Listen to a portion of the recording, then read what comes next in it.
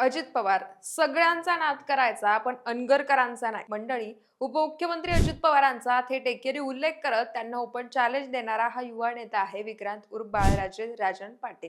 महाराष्ट्रात सर्वाधिक चर्चेची ठरलेली सोलापूरच्या मोहोळ तालुक्यातील अनगर नगरपंचायत अखेर बिनविरोध झाली.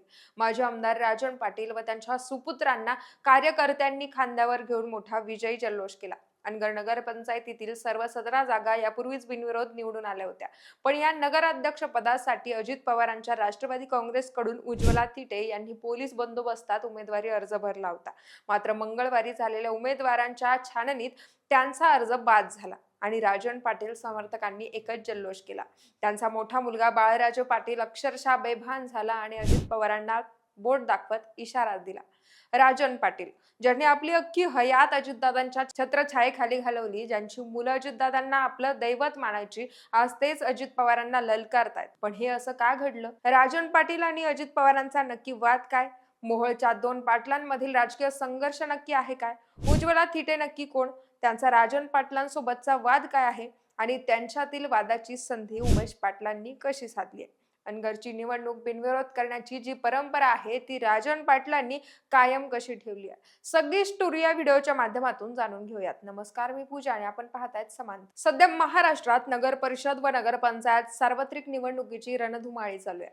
त्या पार्श्वभूमीवर राजकीय वातावरण चांगलंच तापलंय. पण यात राज्याचं सगळं लक्ष लागलं होतं ते म्हणजे अनगर नगरपंचायतच्या निवडणुकीकडे. खुल्या प्रवर्गातील महिलांसाठी नगराध्यक्ष पदाचं आरक्षण या ठिकाणी राखीव होतं. ही नगरपंचायत राज्यात चर्चेत आली ती एका महिलेच्या उमेदवारीमुळे. उज्ज्वला थिटे असं त्या महिलेचं नाव. आता त्यांचा राजन पाटलांसोबतचा वाद काय आहे ते आधी पाहूयात. उज्ज्वला महादेव थिटे या सध्या सोलापूर शहरात राहतात. 2000 साली अनगरच्या महादेव थिटे यांच्यासोबत त्यांचं लग्न झालेलं.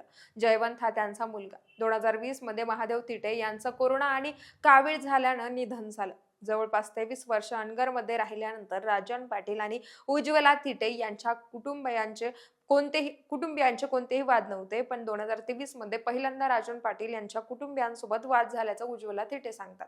त्यांच्या दाव्यानुसार 2023 मध्ये 21 फेब्रुवारीच्या दिवशी अनगर गावामध्ये शिवजयंती निमित्तानं मिरवणूक काढण्यात आली होती. या मिरवणुकीत त्यांचा मुलगा जयवंत याला काही तरुणांनी खांद्यावर उचलून घेतलं होतं.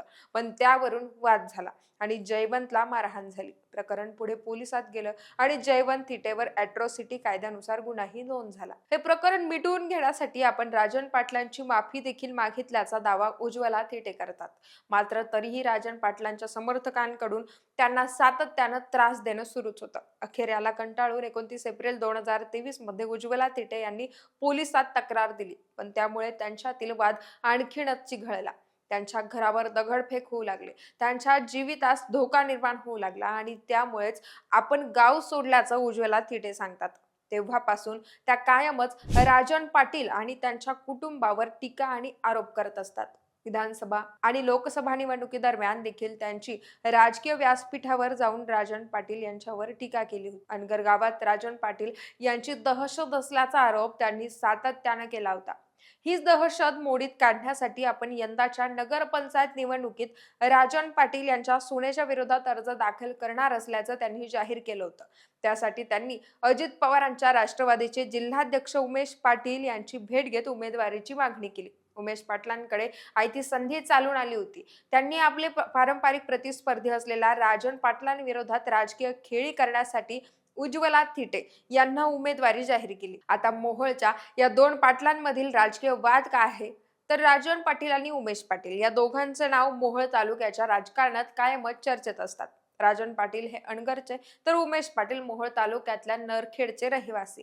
काही दिवसांपूर्वी एकाच पक्षात असलेल्या या दोन नेत्यांमधील राजकीय संघर्ष आता पुन्हा एकदा उफाळून आलाय. तर त्याला कारण ठरलं होतं 2024 ची विधानसभा निवडणूक. गेली 40 वर्ष मोहोळ तालुक्याच्या विधानसभेवर राष्ट्रवादीचे तत्कालीन ज्येष्ठ नेते राजन पाटील यांची सत्ता होती. पण मागच्या विधानसभा निवडणुकीत पक्षांतर्गत विरोधामुळे त्यांचा उमेदवार पडला. त्यांच्याच पक्षाचे युवा नेते व अजित पवारांचे निकटवर्तीय उमेश पाटील यांनी राजन पाटलांचे उमेदवार यशवंत माने यांच्या विरोधात काम केल्याचा आरोप आहे आणि त्यामुळेच मोहोळ मतदारसंघात अजित पवारांची राष्ट्रवादी पराभूत झाली. शरद पवारांच्या राष्ट्रवादीचे राजू खरे या ठिकाणी निवडून आले. आणि या पराभवापासूनच दोन्ही पाटलांमध्ये राजकीय वैर वाढत गेलं. नंतर त्यांच्यातील या वादाला पक्षश्रेष्ठींकडून देखील खतपाणी मिळत गेलं असंही बोललं जात आहे. महायुती सत्तेत आल्यानंतर अजित पवार यांनी उमेश पाटलांना जिल्हाध्यक्ष पदही देऊ केलं, पण याला राजन पाटलांचा विरोध होता. पक्षविरोधी कारवाया करणाऱ्यांना पद कसं काय देता, असा त्यांचा प्रश्न होता. त्यातून मतभेद आणखीनच वाढत गेले. राजन पाटलांची अजितदादांवरील नाराजी पालकमंत्री आणि भाजपचे नेते जयकुमार गोरे यांनी हेरली आणि ऐन स्थानिक निवडणुकांच्या तोंडावर 29 ऑक्टोबरच्या दिवशी माजी आमदार राजन पाटील आणि त्यांचे दोन्ही पुत्र बाळराजे व अजिंक्य राणा पाटील यांचा मुंबई येथे भाजपमध्ये भव्य असा पक्षप्रवेश सोहळा पार पडला. 4 नोव्हेंबरला नगर परिषद व नगरपंचायत सार्वत्रिक निवडणुकांची आचारसंहिता लागू झाली. मागील 60 वर्षांपासून अनगर गावाची ग्रामपंचायत बिनविरोध करण्याची परंपरा राहिली आहे. काही महिन्यांपूर्वी अनगर ही नगरपंचायत झाली आणि त्यासाठी यंदा पहिल्यांदाच निवडणूक होती. ही नगरपंचायत निवडणूक देखील बिनविरोध व्हावी म्हणून राजन पाटील यांचे प्रयत्न सातत्याने सुरू होते. नगराध्यक्ष पदासाठी त्यांनी त्याची सून प्राजक्ता अजिंक्य राणा पाटील यांचा भाजप पक्षाकडून अर्ज दाखल केला. पण राजन पाटील यांचे पारंपरिक विरोधक असलेले उमेश पाटील यांनी त्यावेळी त्यांना आव्हान देण्याचा निर्णय घेतला. त्यांनी उज्ज्वला थिटे यांना घड्याळीकडून नगराध्यक्ष पदासाठी उमेदवारी दिली. दरम्यान उज्ज्वला थिटे यांना उमेदवारी अर्ज दाखल करण्यासाठी चांगला संघर्ष करावा लागला. शेवटी 17 नोव्हेंबरला उमेदवारी अर्ज दाखल करायच्या शेवटच्या दिवशी उज्ज्वला थिटे या सकाळी 5 वाजता पोलीस संरक्षणात अनगर नगरपंचायत कार्यालयात पोहोचल्या आणि नगराध्यक्ष पदासाठी आपला उमेदवारी अर्ज दाखल केला. थिटे यांचा उमेदवारी अर्ज दाखल होऊ नये यासाठी राजन पाटील यांच्या समर्थकांकडून वेगवेगळ्या पद्धतीने दबाव आणला गेला. पण प्रकरण तापत असल्याचं पाहून जवळपास 50 शस्त्रधारी पोलिसांचा बंदोबस्त उज्ज्वला थिटे यांना देण्यात आला. अनगर नगरपंचायतीच्या निवडणुकीतील 17 सदस्यांच्या जागा यापूर्वीच बिनविरोध झाल्या होत्या. पण नगराध्यक्ष पदासाठी राष्ट्रवादीच्या उज्ज्वला थिटे आणि अपक्ष म्हणून सरस्वती शिंदे असे इतर 2 उमेदवारी अर्ज आले आणि प्रत्यक्ष निवडणूक होण्याची शक्यता निर्माण झाली. मंगळवारी या उमेदवारी अर्जाची छाननी प्रक्रिया पार पडली. त्यात अपक्ष उमेदवार सरस्वती शिंदे यांनी राष्ट्रवादीच्या उमेदवार उज्ज्वला थिटे यांच्या उमेदवारी अर्जावर आक्षेप घेतला. थिटे यांच्या उमेदवारी अर्जावर सूचकाची सही नसल्याने आक्षेप ग्राह्य धरत निवडणूक निर्णय अधिकाऱ्यांनी त्यांचा अर्ज बाद केला. तर अपक्ष उमेदवार सरस्वती शिंदे यांनी आपला अर्ज माघारी घेतलाय. राजन पाटलांच्या सून प्राजक्ता अजिंक्य राणा पाटील यांचा एकमेव अर्ज वैध ठरलाय.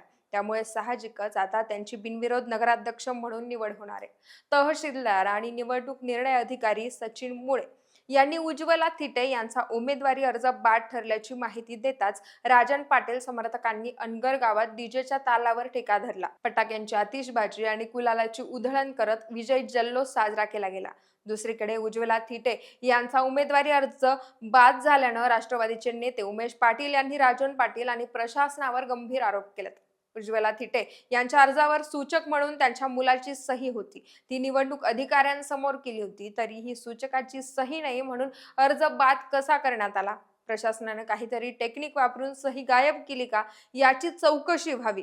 तसंच कार्यालयातील सीसीटीव्ही कॅमेरे तपासले पाहिजेत. सीसीटीव्ही मध्ये आता छेडछाड होऊ नये अशी मागणी उमेश पाटलांनी केली आहे. शिवाय अर्ज भरल्यानंतर मूळ दस्तऐवजाची झेरॉक्स आम्ही मागितली होती. प्रत्येक पानावर सही शिक्का द्या असं म्हटलं होतं, पण तसं देण्याची तरतूद नाही असं सांगत ते देण्यात आलं नाही.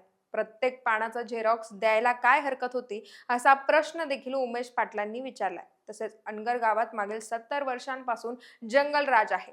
एका विधवा महिलेला घाबरून तुम्ही खेळलेला रडीचा डाव महाराष्ट्र बघतोय. 4 गुंड सोबत ठेवले म्हणून संपूर्ण गाव पाठीशी आहे असं समजण्याचं कारण नाहीये असा टोला देखील उमेश पाटलांनी राजन पाटलांना लगावलाय. दरम्यान आपला अर्ज बाद झाल्यानंतर उज्ज्वला थिटे म्हणाल्या की मी उमेदवारी अर्ज भरण्यासाठी खूप संघर्ष केला. आवश्यक कागदपत्र मिळवण्यासाठी सुद्धा खूप अडथळे आले. पण नंतर सगळी प्रक्रिया करून अर्ज व्यवस्थित भरला. त्यामुळे आमच्या वकिलांकडून तो अर्ज 3-4 वेळा चेकिंग केला. उमेदवारी अर्जावर सूचक म्हणून माझा मुलगा सोबत होता. त्याची सही सुद्धा होती. आणि आता उमेदवारी अर्जावर सूचकाची सही नसल्याने अर्ज बाद केला. त्याची सही कशी राहणार? त्यामुळे सगळं मुद्दाम घडून आणलंय. अर्ज बाद झाला की केला गेला हे निवडणूक अधिकाऱ्याचा चेहराच सांगत होता. पण तरीही आपला उमेदवारी अर्ज कसा बाद झाला यासाठी आपण न्यायालयात दाद मागणार असल्याचं उज्ज्वला थिटे यांनी म्हटलंय. तसंच त्यांनी राजन पाटलांना इशारा देत म्हटलंय की आम्ही मायलेकरं मरण सोबत घेऊन फिरतोय. कधी तुमच्या समोर झुकलो नाही आणि आयुष्यभर झुकणार सुद्धा नाही. मी शेतकरी नाही, कमरेला कोयता आणि पोराच्या हातात नांगर दिलाय. क्षेत्र कोणतंही असो, आम्ही मायलेकरं तुमच्या विरोधीच राहणार. फक्त रडीचा डाव खेळू नका आणि आम्हाला रोखून दाखवा. दरम्यान थिटे यांच्या उमेदवारी अर्जाच्या छाननी संदर्भातील काही चौकशी पुढे होणार का, ते पाहणं आता महत्त्वाचं ठरेल. खूप आटापिटा करून अनगरची पहिली नगरपंचायत राजन पाटील बिनविरोध जिंकले. पण संपूर्ण राज्यात ही निवडणूक गाजली ती उज्ज्वला थिटे यांच्या उमेदवारीमुळे. अशी नवी ओळख आता यापुढे अनगर गावची असेल असं म्हणायला हरकत नाही. आता या संदर्भात तुम्हाला काय वाटतं? अनगर गावात खरंच राजन पाटलांची दहशत आहे का?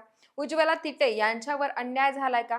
आणि ज्या अजित पवारांच्या आशीर्वादानं राजन पाटलांचा राजकीय प्रवास झाला, त्यांच्याच मुलानं म्हणजेच बाळाराजे पाटलानं अजित पवार सगळ्यांचा नाद करायचा पण अनगरकरांचा नाही, असा एकेरी उल्लेख करत अजितदादांना दिलेला इशारा कितपत योग्य आहे? यावरच्या तुमच्या प्रतिक्रिया आम्हाला कमेंटच्या माध्यमातून कळवा आणि समांतरला सबस्क्राईब करायला विसरू नका.